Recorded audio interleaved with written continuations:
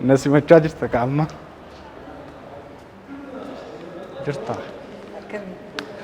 Baga nagaan nu eddee. Baga nagaan nu eddee. Akkamii? Naguma. Hojiin akkami?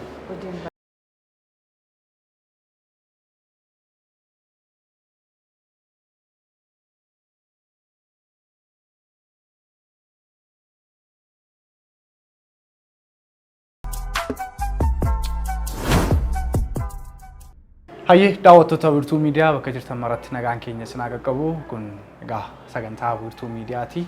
Dhimma aadaa fi eenyummaa irratti kan isin biraan geenyudha. Sagantaa keenya kanaan egaa mana uffata aadaa Shaggar Faashin Diizaayinitti argamnee jirra. Weellistuu Biraanee Tafarraa waliin jirra. Aga xumuraatti akka nu faana taatan isin affeera. Allalisaa Lamuutii ogeessi kaameeraa moo Firaa'ol Abiraam waliin jira. Nu daawwadhaa isin jira. Waan nu simatteef galatoom. Sinillee waan dhuftanii nu gaafattaniif galatoomaa. Ayyee mee hojii maal fakkaata gama faashiniitiinis gama walleetiinis hojuma faana deemsisaa jirta wal faana. Mee maal fakkaata haalli jiru hojiin? Hojiin amma haalli jiru bareedaadha. Namni almost uffata kana jalqaballee aadaa Oromoo namoonni Oromoo ta'anii yaa'u aaduma isaanii odoon gadhiisiin kafana aadaa uffachaa turanii. Amma immoo ammayyaa'ee akkaataa kanaan bareedee akkaataa kanaan diizaayin ta'ee qophaa'aa jira waan ta'eef hojiin lamaanuu bareedaadha. Tole mee ati gaa caalaatti wallee ammayyaadhaan beekamta gara caalaa. Amma immoo gara uffata aadaattis ammayyeessuu faashinii kana biraandii gochuu irratti jirta. Hojii wallee yookaan hojii muuziqaa gama ammayyaatiin itti seenteen achirraa haalli itti keessa turte maal fakkaata? Ammas keessuma jirta gaa keessa illee hin baane. Hojii muuziqaa gara ammayyaa saniin kan wal qabatu waan Oromoo kan baay'ee gama aadaatiin yeroo deddeemu jira. Gama ammayyaatiinis gaafa deemu jira. Odaa waardiitti illee sirba ammayyaadha kanatti injifattee turte yeroo darbe. Saniimmee hojiin ammayyaa fi hojiin taateen gama Oromummaan jiru akkamiin wal maddii qabsiistee ilaalta? Waan Oromoo kana ammayyeessuu irratti jechuudha. Yeroo ammayyeessinu aadaasaa osoo hin gadhiisiin duudhaasaa safuusaa osoo hin gadhiisiin ammayyeessuma. Maaliif fakkeenyaaf kafana Afrikaa kafana uffata aadaa Oromoo wajjin wal simsiistee akkaataa namatti tolutti gaafa uffatanii akkaatuma duudhaa Oromoo eeggate safuu Oromoo eeggatee bareessinee ijaafillee akka namatti tolutti qopheessine jechaadha. Akkaataa saniin diizaayinariin teenya Qamariyaa jedhamti baay'ee miidhagduudha. Ishiitu yeroo baay'ee ogummaa kana ishiitu beeka waan ta'eef ishii faana taanee wal mari'annaa hojjechaa jirra jechaadha. Kan biraammoo yaa'u hojii aartii muuziqaallee yeroo baay'ee dhuguma waan riitimii Afrikaa ta'e waan ammayyaa irratti yeroo baay'ee fookas godhee hojjedha. Muuziqaan Oromoo har'a miti kan ammayyaa'ee almost turee jira jaarraa meeqa dura. Garuu ammuma humna keenya waan dandeenyu uummata keenyaaf kontribuut gochuudhaaf odoo akkas goonee hojjannee Afrikaa wajjin odoo walitti finnee addunyaa wajjin odoo walitti finnee jennee yaadna. Maaliif nuti hojiin hojjannu Itoophiyaa yookiin Oromiyaa Itoophiyaa keessa qofa odoo hin taane akka Afrikaa akka addunyaatti akka mul'atu barbaanna waan ta'eef amma danda'ametti tattaaffii akkasii goona jechaadha. Tole galatoomii keessattuu waan Oromoo kana ammayyeessan hedduu miidhagaa kalarii isaa osoo gadi hin dhiisin waan ganamaa isaa osoo gadi hin dhiisin nullee akkasittiin bareennati kan nuti jirru waan wal fakkaatuuni. Kun gama siyaasaatiinis gama diinagdeetiin gama sabboonummaa Oromootiin faayidaan uummata fayyadu yoo akkasittiin jabaatee deeme uummanni hawaasni keenya waan kana akkas miidhagee waggaa argu faayidaan uummata fayyadu maal jettee yaaddaa gama kana? Faayidaan isaa gama turizimiin illee yoo argite faayidaa guddaa qaba. Tokkoffaa amma akkaataan amma nuti hubachaa jirru maalidha? Fudhatama guddaa qaba uummata keenya biratti. Akkaataa kanaan gaafa hojjettuuf baay'ee barbaadu baay'ee fedhu. Lammata immoo akkaataa isaan barbaadanii fi akkaataa nuti hojjennu skeech goonee itti agarsiisnee akka irraa tolutti akka miidhagutti goonee hojjenna waan ta'eef fedhiin uummataallee baay'ee wanniidha. Yaa fedhii uummataa irratti hundoofteetiin hojjetta waan ta'eef jechaadha. So hojiin ammayyaa'uun isaa gaarummaa isaatu natti mul'ataani. Maaliif osoo fakkeenyaaf amma kafanni keenya yookiin kafanni bakka biraallee diizaayin ta'u osoo aadaa Oromoo osoo hin eeggatiin jechaadha. Safuu Oromoo doon eeggatiin kan hojjetame yoo ta'e uummanni hin fuudhu ture. Maaliif aadaan keenya safuuf safeeffannaan keenya kan itti guddanne kan biraa waan ta'eef laayik odoo qaama namaa kan mul'isu ta'ee yookiin ijaan gaafa laalan argaatti kan nama nawwanne kan namatti hin tolle yoo ta'e uummanni keellee sirraan fuudhu atillee hojii keessa hin galtu. So hojii keessa kan galamu namni waan barbaaduuf nullee waan akkanaa kana hojjennee osoo uummata biraan geenye jenneeti sanirratti hundoofneeti nuun jalqabne jechaadha. Tole egaa keessattuu ammoo magaalaa Finfinnee keessatti kan jiru egaa Shaggar Fashion Design kan jedhu jechuudha. Osoo gara hojiitti namaaf order gochuutti namaaf hojjetanii akka inni namarraa bareedu gabaa keessa osoo hin galin jalqaba magaalaa Finfinnee keessatti sabboonummaan afaan Oromootiin uffata aadaa Oromootiin akka babal'atu gochuu keessatti gahee guddaa qaba. Magaalaa saboonni hedduun keessa jiraatan waan ta'eef magaalaa Oromootis waan ta'eef magaalaa Finfinnee keessatti hojii akkasii hojjechuun gaheen isaa inni qabu, dhiibbaa inni qabu, gaarummaa inni qabu akkamittiin ibsita Tibraan?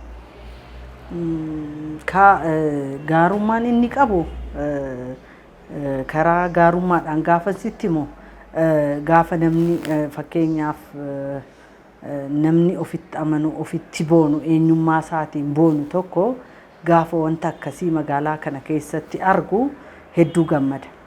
Ani amma namni haa bituu haa dhiisuu miti. Namni keenya hedduudha baay'eedha. Naannoo akka carraa ta'ee anillee wanni kana kan hin banadhe naannoo Saarbeeti biiroolee Oromiyaa fuuldura yookiin Oromiyaan baankii Oromiyaa fuuldura yookiin kooperaatiivii fuuldura Shaggar jennee gaafa bannu jalqaba maqaan Finfinnee Shaggarii maqaan duraanii maqaan ganamaa jechaadha. Saniif akkas goone lammata immoo gaafa namni dhufee ilaalu hedduu gammada. Bitachuu miti inni guddaan fakkeenyaaf namni tokko dhufee haruma bitatee waan deemu baay'een illee hin jiru gama uffataatiin jechaadha. Diizaayin godhee ajajee dhufee yeroo biraa fudhata jechaadha. So banuun isaa magaalaa kana keessatti haamilee Oromoodhaaf yookiin akka ilaalcha kiyyaatti waan akkanaa irratti waanuma adda addaa waanuma fe'illee haa ta'u biizinasii adda addaa irratti magaalaa guddittii nu qabnu jennu kana keessatti bobbaanee gaafa hojjennu tokkoffaa haamilee guddaatu nutti dhaga'ama. Maaliif magaalaa abbaa keetiitii magaalaa abbaa kiyyaatii so yoo nu hojjenne malee eenyutu irratti hojjeta. Abbaa biyyaati erga jettee keessatti hojjettee hortee jijjiiramtee mul'isteetiin agarsiisuu qabda malee gama fe'een haa ta'u biizinasa keessa galanii hojjechuun faayidaan isaa guddaadha. Amma nan jedhamu magaalaa Finfinnee keessatti ispeeshaalii akkas jedheetii yaadaan. Tole meeqa magaalaa Finfinnee keessatti uummanni uffata aadaa Oromoo amman kana babal'ataa jira. Duraan kan saboota Habashaadha kan hedduminaan jiru. Amma immoo ijoolleen keenya isinis jabaattanii waan Oromoo akka calaqqisiisu Finfinneen foolii Oromummaatiin akka urgooftu godhaa jirtu. Kana uummanni Oromoos galata qaba.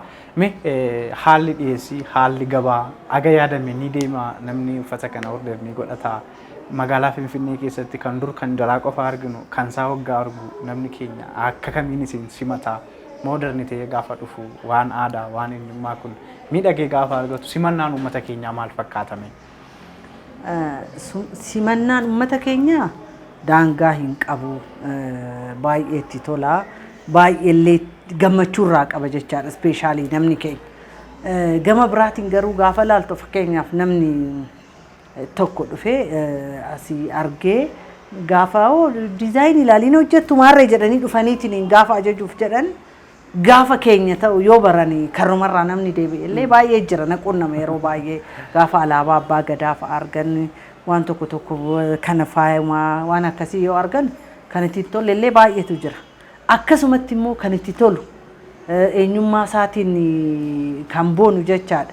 Wanti akkasii banamuun isaa kan gammachiisu immoo baay'ee dhufee nu gaafatee nu bira turee order godhee maal godhee sagantaa adda addaatiif jechuun barazdeedhaaf ta'uu danda'a sagantaa cidhaa ta'uu danda'a sagantaa irreechaaf ta'uu danda'a sagantaa baay'eedhaaf amma namni almost barachaa dhufee jira waggaa lama garuu almost aarsaatti kaffallee jira jechuun nan danda'a bilisaan kaffalaa ture kiraa manaa amma garuu xiqqoo hamileen namaallee namni illee baraa waan dhufeef jecha wayya bormuu kanarraa fooyyee qaba jedhee abdadha jechuudha.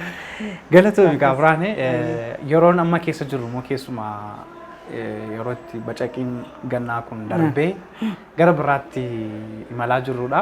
Gara biraaf bacaqii gannaa kana gidduudha immoo ayyaanni guddaa Oromoon kabaju irreechadha. Irreechi immoo duudhaa mataa isaa danda'e uffata aadaanidha kan deemu. Qophiin ayyaana irreechaa kun fi akkasuma shaggar faashin diizaayiniif walitti hidhamiinsi irreechaa jiru maal fakkaata haala kamiin namoota bareechuu miidhagsuu yaadaa jirtu mee? Almost ka ammallee yoo dhuguma gaafa sitti himu hojiin mana kanaa guddaan waggaatti si'a tokko. Innillee irreechaaf irreecha qofa.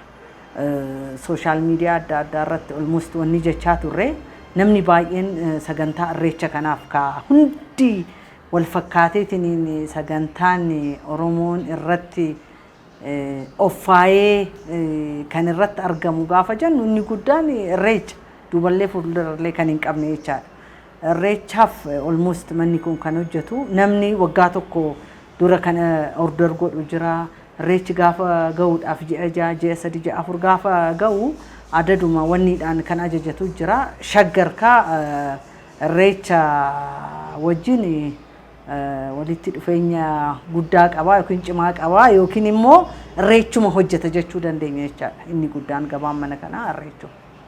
Tole kanaaf amma namoonni dhufanii order godhataa ni jiru jechuudha. Irreechaaf Oromoo uffata aadaatiin ta'ee namni hundumtuu uffata aadaatiin yoo galma hora Finfinnee deemu gammachuun isaa daangaan qabu sun immoo hojiin isaa kanuma keessanidha. Namoonni gaammallee yeroon ji'a tokko hin caalleedha kan jiru fuulduraaf jala haa ga'u iyyuu malee waa'ee irreechaatii waa'ee uffata Oromoo irratti mee gama keetiin maal jettaa jiraan namni hundumtuu uffata aadaa uffatee akka hora deemuuf. Almost ammallee namni hunda jechuu dandeenya parsantaa 99.9 jechuun danda'a. Adoon nama uffata aadaatiin hin deemne argee hin beeku jechuun nan danda'a. So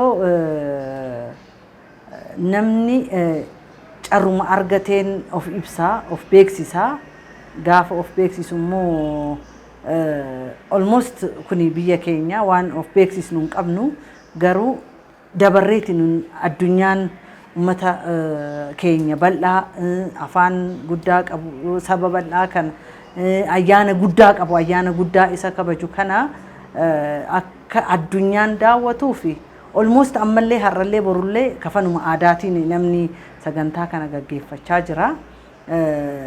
Baruba baraan immoo jijjiiramaa hammayyaa akkuma duratti siin jedhe kaleessarra har'a baay'ee fooyyee qabaa borummoo kana caalaa shaayin godhaa akkaataa namni gaafa laaluun kan rifatu kun kafana aadaa Oromooti jedha.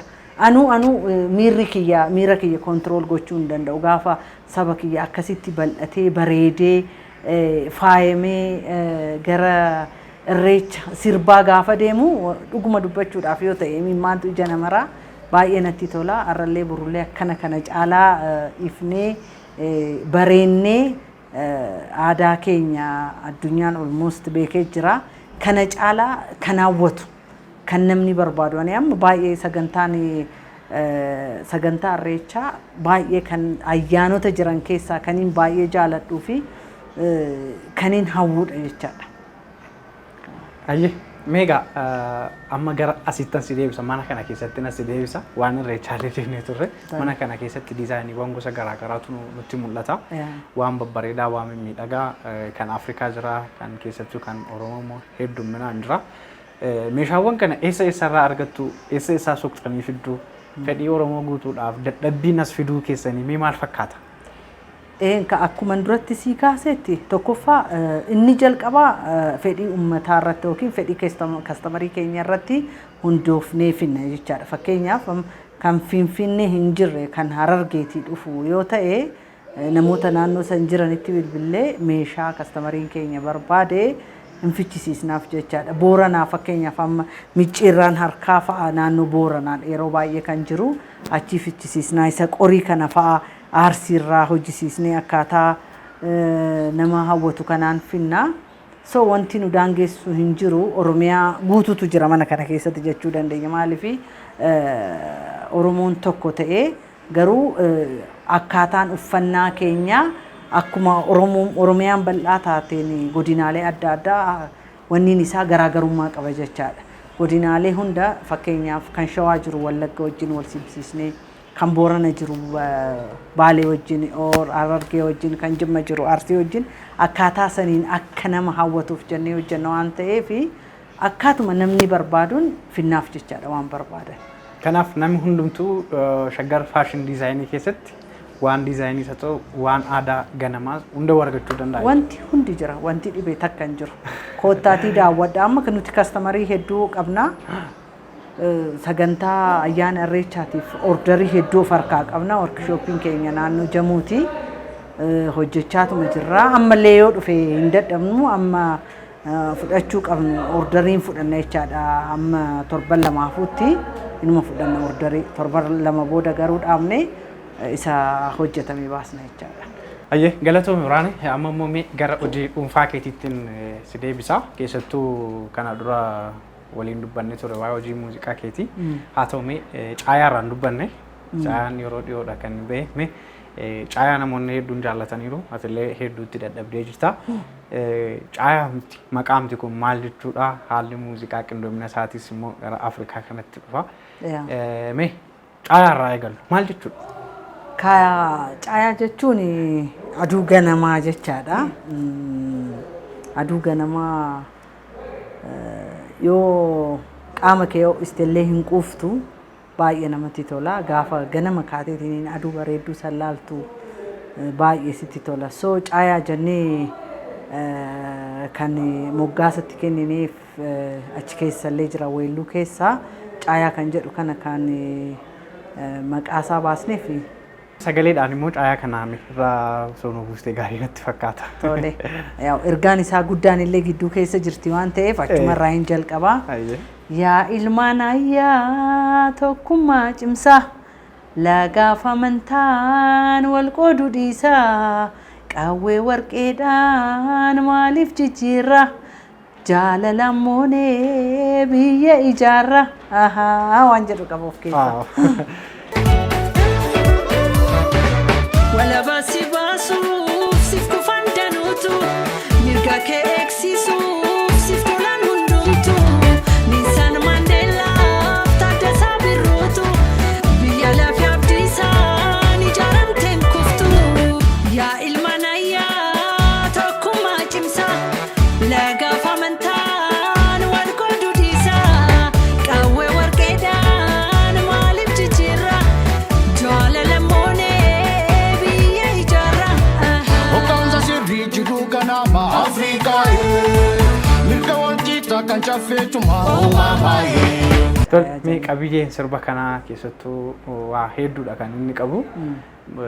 Akka artistiitti namoonni hedduun xiinxala garaagaraa itti kennuu danda'u. Sana xiinxala jechuu osoo hin taane muuziqaan siif maal akka ta'e ni beektaa, uummata keenyaaf maal akka ta'e ni beektaa. Keessatti waan marrummaan sirba sanaa keessa jiru xiqqoo daawwattoota keenyaaf osoo qooddee keessa isaa keessa waan jiru namoota daawwatan. Keessa isaa gaafii bareedaa na gaafatte waan baay'ee jedha caayaa san keessatti waan baay'ee jira. Jalqaba biyya lafee abdiisaa ijaaramtee hin kuftu jedha. Maaliif dhiiga baay'eetutti lola'ee lafee baay'eetutti cabee. So akka laayyeetti biyya akka namoonni tokko tokko jedhan kanatti salphaadhumatti biyya kuftee haftuu miti. Maaliif seenaa guddaa jaarraa guddaa lakkoofsistee fi seenaa guddaa biyya qabduudha biyyi Itoophiyaa. Biyyi Itoophiyaa gaafansiin jedhu akka waliigala Afrikaa maali waa'ee Nelson Mandeellaa achi keessatti kaasa. waa'ee Taaddasa Birruu fa'aa gootota Oromoo kaasa. Darbeeti immoo maal jedha tokkummaa waa'ee tokkummaa leellisa. Yaa ilmaan ayyaa tokkummaa cimsaa lagaaf amantiin wal qooduu dhiisaadha. Maaliif yeroo tokko shiruma baay'ee xaxaniitiin Oromoo tokko ta'e kana gargar baasuu barbaadu. Gaafa tokko ta'an illee isaan dhukkuba. Gaafa walii galteen immoo dhibeetiin nuti olii gadi burjaajoofneetiin gaafa wanti baay'een uumamu immoo alagaan dhaabbatee nutti kolfanna. Maal jedha tokkummaa akka finnuuf nuti qabeenya hedduutu jira Oromiyaa keessatti. Kanaaf siigalee namoonni godinaalee Itoophiyaa guutuu keessa jechuun hin danda'ama. Oromiyaa keessa dhufee kan hin hojjanne yookiin kan hin dabarreef takka hin jiru. Akkuma carraa ta'ee dureettidha Oromiyaan gaafuma uumamtu jechaadha. Warqii keenya maaliif qawweedhaan jijjiirraa jaalalaan moonee biyya ijaarraa ammallee nuti walloluu wal dhabuu osoo hin taane warqii keenyallee qabannee qabeenya keenya qabannee biyya keenya ijaarree nullee keessatti of ilaallee jechaadha. Akka dabarruuf malee ajandaalee adda addaa nuun kenninaa biyyi keenya takka haa taatu walii galteen haa dhufuudha. Keessattuu warqee keenya maaliif meeshaa waraanaatiin jijjiirra kan jedhu ergaa guddaadha kan inni qabu. Haala ammarra jiruun illee hiika guddaadha kan inni qabu. Warqee ofii qawweedhaan maaf jijjiirra hiika jedhu. Kanarratti maal ibsuu akka barbaadde naaf gala.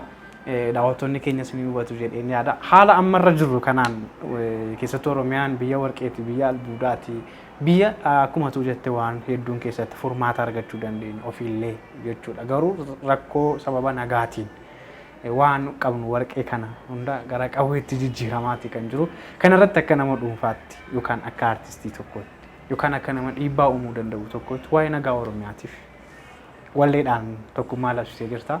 Gama dubbii keetiinis akkati waa jettu waan hin barbaaduufiin kan si gaafadha. Walaloodhuma keessaa waan hin argeef jechuudha. Haala yeroo ittiin dhimma nagaa kanarratti gama keetiin maaltu sitti dhaga'ama ergaa dabarfattu yoo jiraata?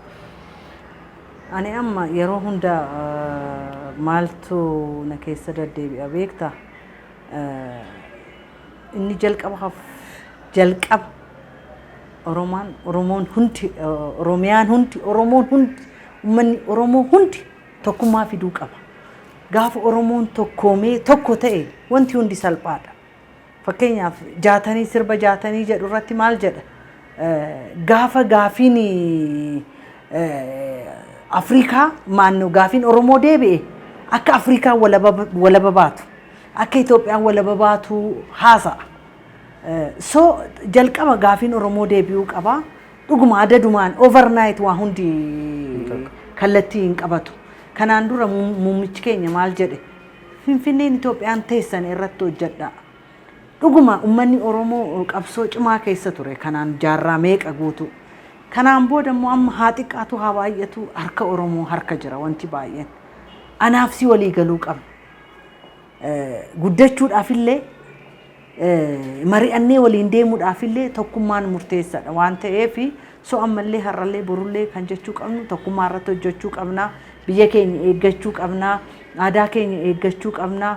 Yoo tokko taane tabba fe'e asii kaasneetiin dhiibnee biyyaa baasuu dandeenya tabbuma hin sochoone kananna. Tokkummaan murteessaadha hin jedha. Biyya keenya nagaa eeggachuun dirqama keenya. Atillee anillee hundi keenya nagaa biyya keenyaatiif waardiyyaa dhaabbachuu qabnan jedha. Tokkummaa cimsaan jedha. Isa ergaan koo. Ayyee galatoomi meeqa gama keetiinis gama irreechaatti achis yoo fa'aamamu irreecha sila waan uffata aadaa wal qabatu waan hedduu kaasne uummanni hundumtuu uffata aadaadhaan deemuu qaba jennee kaasne Finfinnee irratti immoo keessumaa uummanni miliyoonotaan lakkaa'amu gaafa dhufee walga'ii irreeffatu afuurri Oromummaa fooliin Oromummaa Finfinnee waggaa uwwisu waan baay'eetu jira. Uummanni keenya ayyaana irreechaa bara 2016 akka lakkoofsa bashaa kanatti kabajuuf deemnu kanarratti miira kamiin kabajuu qaba? Haala olii galaa Oromoon irra jiru ayyaanni irreechaa maal ta'uu qaba jettee hawwata? Kan baranaarraa kan barootan darbanii irraa adda godhanii uummanni Oromoon kabajuuf namni tokko dhuunfaan maal gochuu qaba? Dhaamsati uummata Oromoof dabarsuu yoo jiraate kanarratti haala kamiin kabajamuu qaba? Irreechi bara kanaa kan jettu ka hora Finfinnees ka hora Bishooftuus. Amma kana akkamitti yaada beektaa? Namni barcuma ulfina abbaatuuf jala kaawwata jedha Oromoon uumamaaku. Irreechi keenya fakkeenyaaf irreecha kana eeggannee akkaataa bareeda ta'een namni addunyaa hundi akka daawwatuuf maal gochuun nurraa eeggama akka yaada kiyyaatti waa'ee dhimma sagantaa saniif sagantaa san qofa waa'ee siyaasa kompiliitii as keessaa ba'uu qabaadha akka yaada kiyyaa. Ammoo beekumsa kiyyaa jechaadha beekullee baadhu ammoo beekumsa kiyyaa maaliifi namni fakkeenyaaf yeroo baay'ee na mudata almost waggaa 3 har'aa waggaa 2 har'aa irreechi gaafa torban tokko ga'u makiinaan as duudu kun hin jiru eessatti akka dhokatu iyyuu hin beektu. Uummanni Oromoo magaalaa isaa keessatti ayyaana ofii kabajachuudhaaf dhufa. Yaada biraa hin qabu. Wanta biraa waan baatee dhufu hin qabu kafana aadaa isaa malee. So ammallee kabajamnee ayyaana keenya sagantaa keenya akkaataa nama hawwatuun bareennee sirbinee waliigallee aadaa keenya mul'isnee namni biraa oo silaa saba kana keessatti jedhee akka nu hawwuuf sagantaa keenya eeggannee bareennee kaalcharii keenya mul'isnee waan nuti fakkeenyaaf irreecha gaafa jette imooshinaal ta'a namni hundi sagantaa irreechaa kanaaf. So ayyaana keenya akka gaariitti mul'isuu qabna malee waan biraa keessa odoo galuu baannee waanumatti dhufne kanaan sagantaa keenya kabajannee wanti biraalee yoo jiraate yaa'u wanti hundi bakka qabaa mitiiree yeroo lallee qabaa bakka illee qabaa biyyi teenya biyya keenya eeggachuu qabnaa sagantaa keenyallee sagantaa bareedaa akka ta'uuf gahee keenya ba'achuu qabnaan jedha. Egaa aartiin rasaasa guddaadha ka ittiin humna diinaa keetiillee injifattuudha. Keessumaa sagaleedhaan immoo mineessanii gaafa sammuu namaa keessa kaa'an qirqidee waallee nama keessa kaa'a. Hojiin muuziqaa Oromoo ka warra afran qalloo eegalan har'allee simbira gahee akkasittiin jabaataa jirra. Gidduutti mee achii dhufni hojii muuziqaa Oromoo kana as ga'ee gara fuulduraa isaatii kaname kan ati jaataniin jira caayaan jira waan hedduudha irreechi jira waan gaariidha kanatu jettee of hirkaa qabdu.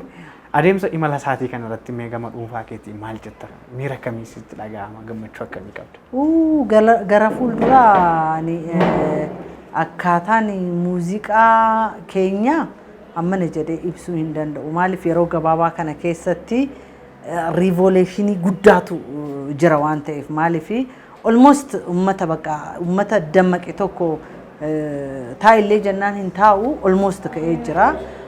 Muuziqaan yookiin aartiin immoo uummata Oromoodhaaf meeshaa waraanaa taankii caalaa guddaa waan ta'eef so ergaa barbaadde daqiiqaa muraasa keessatti dabarsuu dandeessa. Ergaa biraa garuu wanni qaba godina aanaa maal jetteetiniin ka adeemsa baay'ee deemtee yeroo baay'ee si jalaa fudhatee dabarsuu dandeessa. Aartiin illee salphaadha jechaa hin jiru garuu amma barbaaddetti dadhabdullee yeroo gabaabaa keessatti raawwattee uummata kee bal'aa biratti akka gahuuf carraa uumuu dandeessa.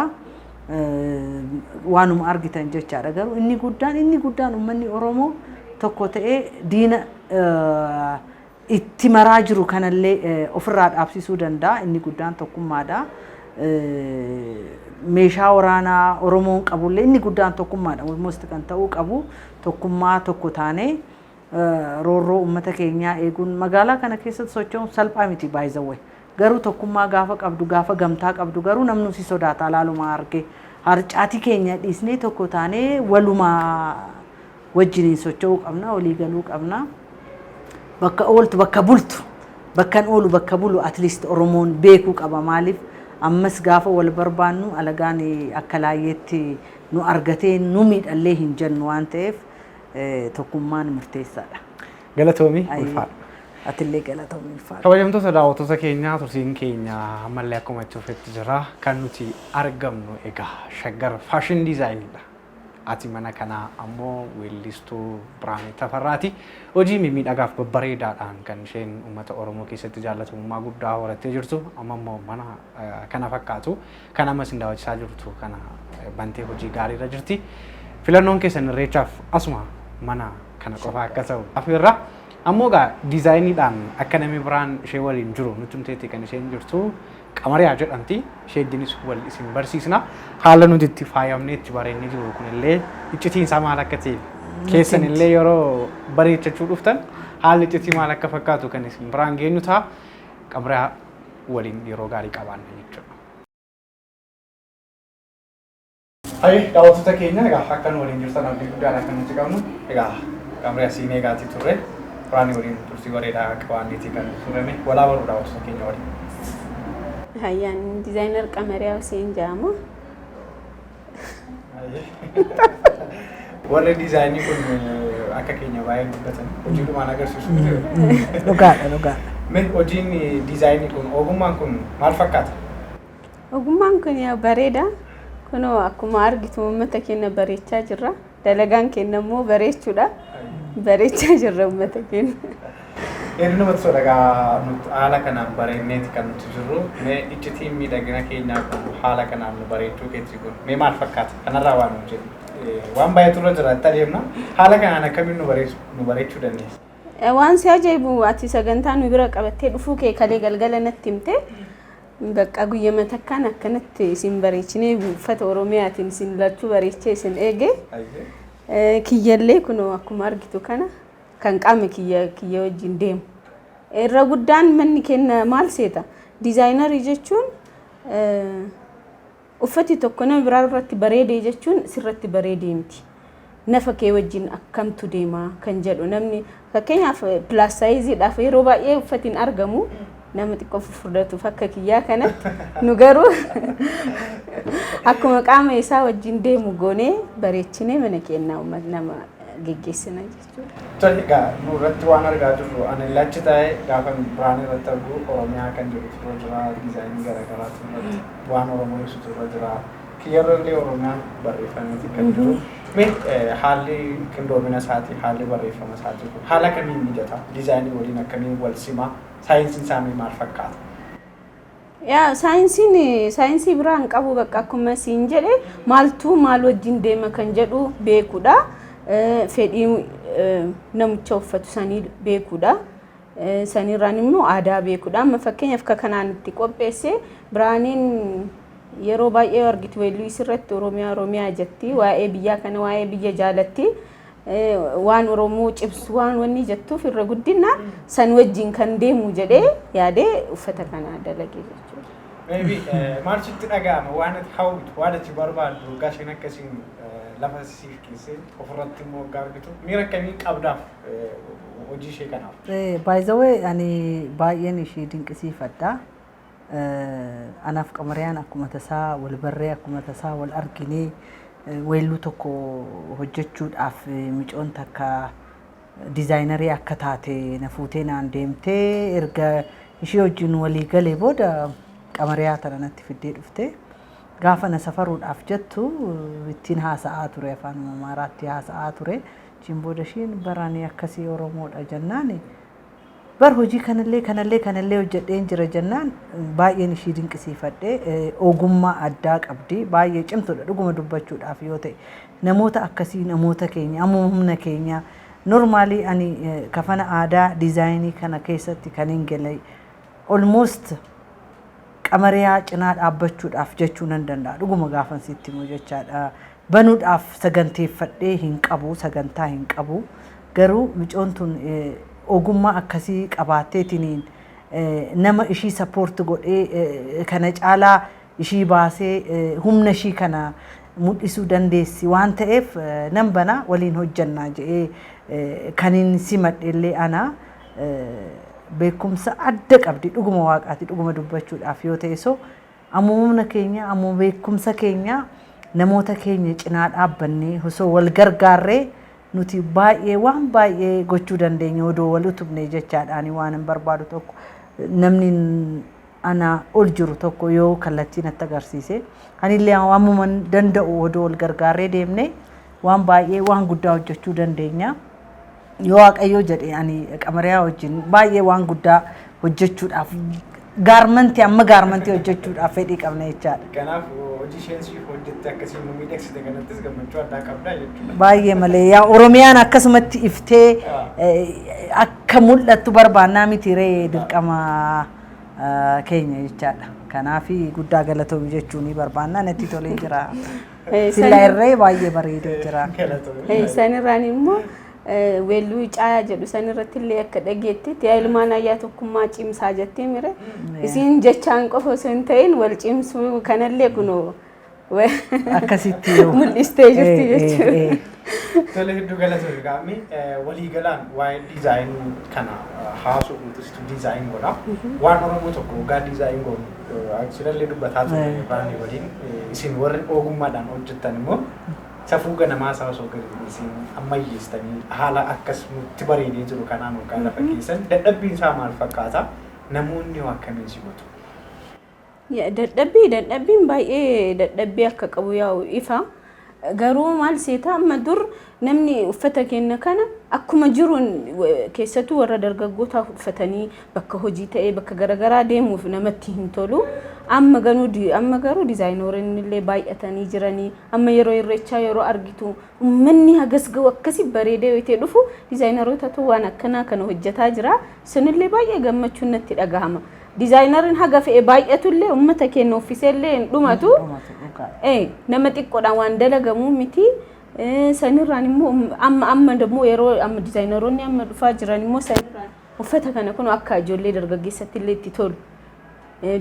Dubartiifis ta'e dhiiraafis ta'e akkuma umrii isaaniitiin akka itti tolu godhamee yeroodhaan kan deemu godhamee waan hojjetanuuf yeroo kana jedhu immoo aadaa osoo hin gadhiisin waan ta'eef uummata hunda birattuu fudhatama qaba je'eetiin yaada.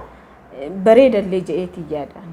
Simbiratti yeroo ammaa kana mana kana keessatti maal faatu argama? Gosawwan diizaayinii akkamitti argama? Gama saayinsiitiin isa ta'u gama qabatamaa uummata keenya bara jiruunis gosoota akkamitti argama? Namni yoo dhufe akkamiin waa garaasaa argatee deema?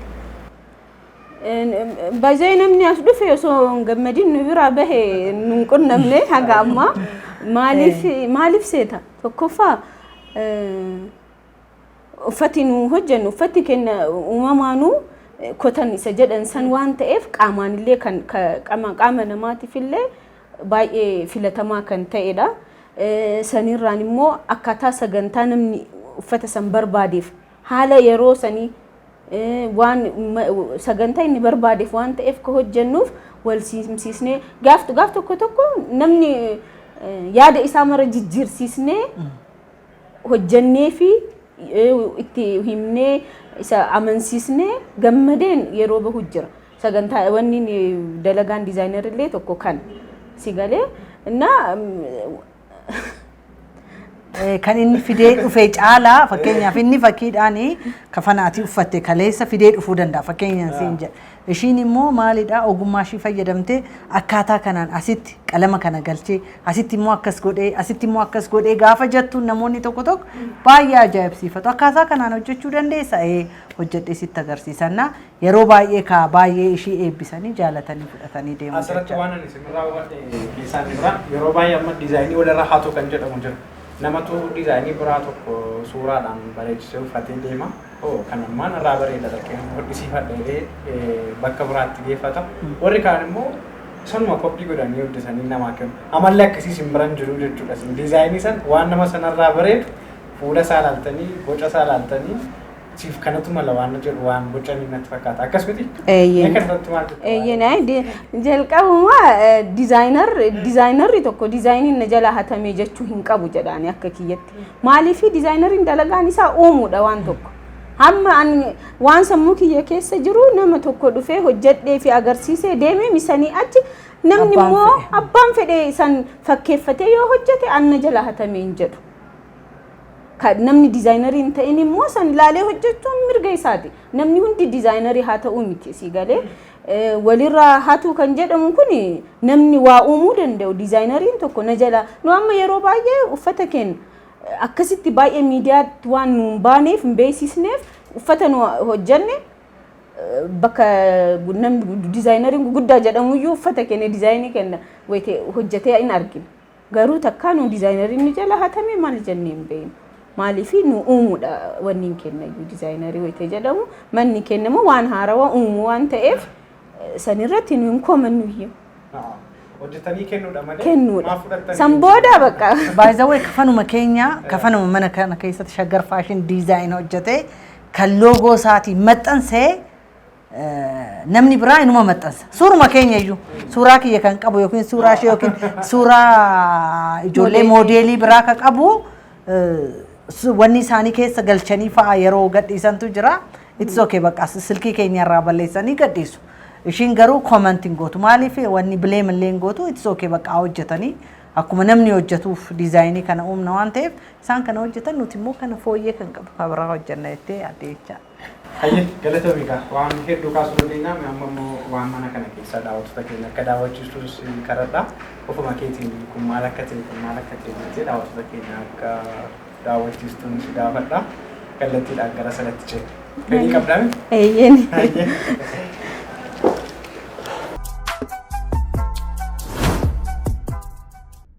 Amma fakkeenyaaf kuni bara haaraan dhufaa jira saniif bifa kana filanne kuni kan baaleeti uffata baaleeti bifa ammayyaa ta'een hojjenneeti kan dhiirammoo kun akkuma argitu kana baay'ee babbareedaa jira abbaa gadaa qaba salphaa ta'e immoo kunooti akkanatti bakka barbaadan hojiillee ta'e akkasitti akka kaahataniif kunooti amma kun fakkeenyaaf surreellee hin qaba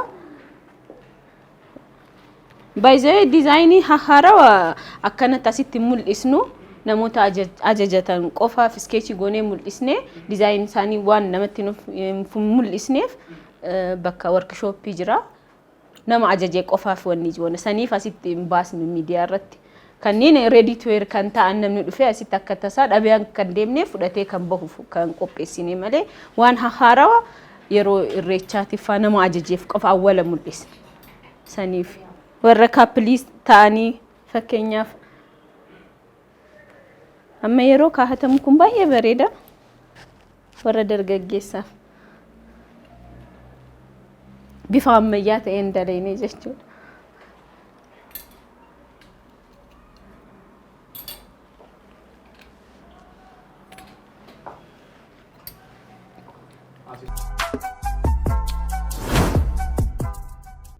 Hayye daawwattoota wiirtuu miidiyaa egaa shaggar faashin diizaayin saarbeet yookaan xalxalii jirra haala bareedaatiin as biraaneen nu daawwachiistee gama walleetiin gama diizaayiniitiin waan nu hafeen jiru qamariyaan akkasuma biraaneen nu simatanii miira gaarii nutti agarsiisanii hedduu isaan galateeffanna isinillee irreecha kanaaf cidhaaf akkasumas immoo sagantaawwan adda addaatiif waan feetan akka garaa keessanitti argachuu barbaadan shaggar faashin diizaayin filannoo keessan jalqabaa isiniif haa ta'u hedduun itti toleera as dhufuu keenyaaf.